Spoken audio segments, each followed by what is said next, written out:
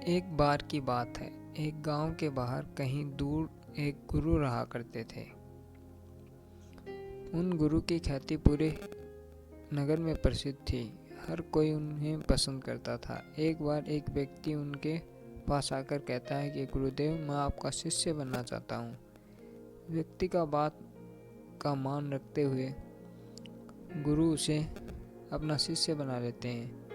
वह अब गुरु के साथ ही रहता था, लेकिन कुछ दिन बाद उसका अपने गुरु से मन उब जाता है। उसे यह जीवन पसंद नहीं आ रहा था। उसे यह लगता था कि गुरुदेव रोज की एक ही चीज़ बताते हैं, कुछ अलग व नया नहीं बताते। यह तो कोई भी ज्ञान की बात मुझसे करते ही नहीं, फिर क्या लाभ जो मैं इनके साथ रहूं।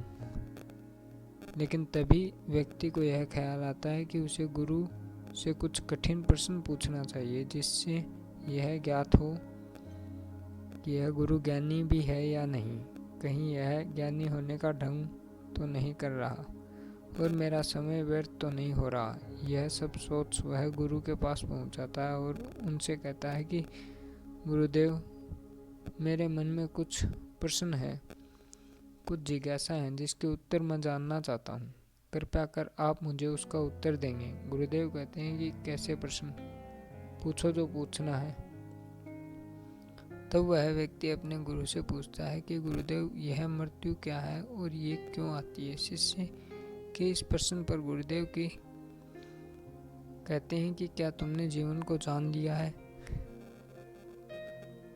यदि जानते हो तभी मैं इसका उत्तर तुम्हें दूंगा। तब गुरु की बात सुन शिष्य कहता है कि जी गुरुदेव, मेरे हिसाब से जीवन भी है और ईश्वर ने हमें दिया है ताकि हम उनकी भक्ति, उनकी आराधना कर सकें और उनके चरणों में हमें स्थान मिल सके। तब गुरु की शिष्य की बात सुन कहते हैं कि क्या तुम्हें यह ईश्वर ने बताया? शिष्य कहता है कि नहीं, लेकिन यह सब बातें ज्ञानी लोग कहते हैं। तब गुरुदेव आगे पूछते हैं कि तुम्हारा अन्य प्रश्न क्या है? वह शिष्य कहता है कि मैं जानना चाहता हूँ कि मैं पिछले जन्म में कौन था। शिष्य के इस प्रश्न पर गुरु पूछते हैं कि क्या तुमने अपने इस जन्म को जान लिया है? तब शिष्य कुछ नहीं कहता और एकदम चुप हो जाता है। वह सोचने लगता है कि यह तो किसी भी प्रश्न का उत्तर नहीं दे रहे, बल्कि मुझसे ही प्रश्न कर रहे हैं। मैं सही था, यह डोंगी हैं, इन्हें कुछ नहीं आता। मैं व्यर्थ ही इनका शिष्य बन अपना समय व्यर्थ गवा रहा हूँ। तब गुरुदेव उस शिष्य से कहते हैं, यदि मैं तुम्हें उधार का ज्ञान दे दूं तो इससे तुम्हें कुछ प्राप्त नहीं होगा। मैं इसकी जगह तुम्हें मार्ग दिखा सकता हूँ जिस पर चलकर तुम ज्ञान प्राप्त कर सको, लेकिन उस पर तुम्हें स्वयं जाना होगा। ज्ञान तुम्हारे भीतर ही है।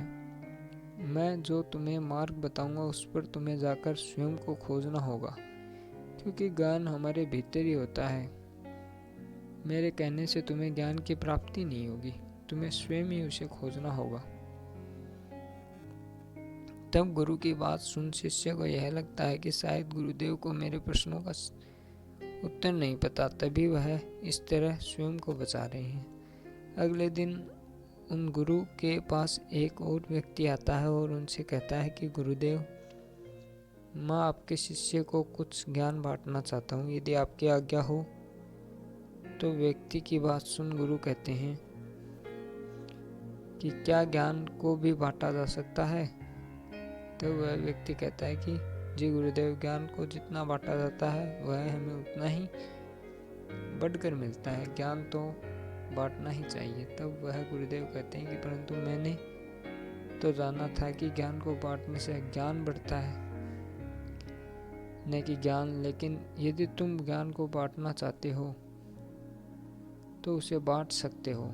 व्यक्ति एक रात के लिए वहीं रुक जाता है और अगले दिन गुरु के सभी शिष्यों को इकट्ठा कर उन्हें ज्ञान देना शुरू करता है। वह व्यक्ति धर्म के बारे में, जीवन के बारे में, ईश्वर के बारे में अलग अलग उदाहरण देता है। वह घंटों तक बोलता रहता। उस व्यक्ति की बात सुन वह शिष्य जिसने गुरु से प्रश्न किया था वह सोचता है कि यह व्यक्ति तो बहुत ज्ञानी है, इसे तो धर्मशास्त्र की पूरी जानकारी है, यह तो पूरा ज्ञाता है, मुझे तो इन्हीं व्यक्ति का शिष्य होना चाहिए था।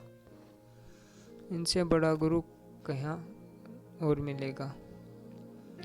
जब वह व्यक्ति अपना उपदेश समाप्त करता है, जाकर गुरु से कहता है कि मैंने जो कुछ भी शिष्यों को बताया क्या वह सही है। यह सुन गुरु कहते हैं कि सही है या गलत यह तो तब बताऊंगा जब मैं तुम्हें सुनूंगा।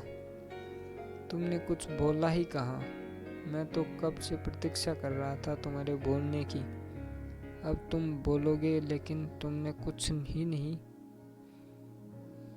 यह सब सुन वह व्यक्ति हैरान हो जाता और कहता है कि इतनी देर से इतना सब कुछ तो बोल रहा था और आप कह रहे हैं कि मैंने कुछ नहीं कहा। आपने मुझे सुना ही नहीं। अपने शिष्यों से पूछे मैंने कितना कुछ कहा। तब गुरु कहते हैं कि अभी तक तुम्हारे धर्म के ग्रंथ बोल रहे थे, तुम नहीं।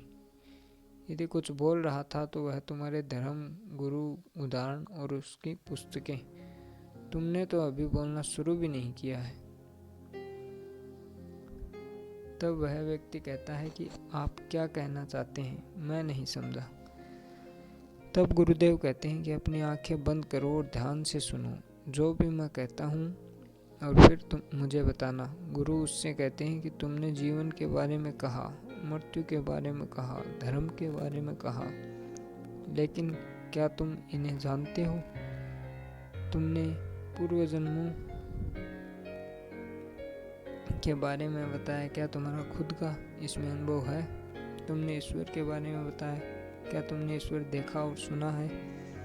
कहीं ऐसा तो नहीं तुमने बाहर से यह बातें सुन ली हो और बिना उसे जाने खोजे यहाँ कर बता दिया।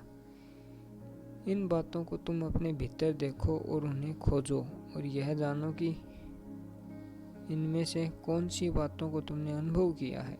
गुरु की बात सुन उस व्यक्ति ने तुरंत आंखें खुल गई और तो वह गुरु से कहते हैं कि आप सही कहते हैं कि मैं इनमें से किसी भी बात को नहीं जानता और न ही उसे कभी अनुभव किया है। मुझे तो कुछ पता ही नहीं है, मैं तो अब तक दूसरे ज्ञान को ही बोल रहा था। गुरुदेव, आपने मुझे बचा लिया। कृपा कर आप मुझे अपना शिष्य बना लीजिए और अपने शरण में ले लीजिए और मुझे यह बताएं कि किस प्रकार अपना ज्ञान अर्जित कर सकता हूँ। तब गुरु कहते हैं कि जब उजाला न हो तो स्वतः ही अंधेरा हो जाता है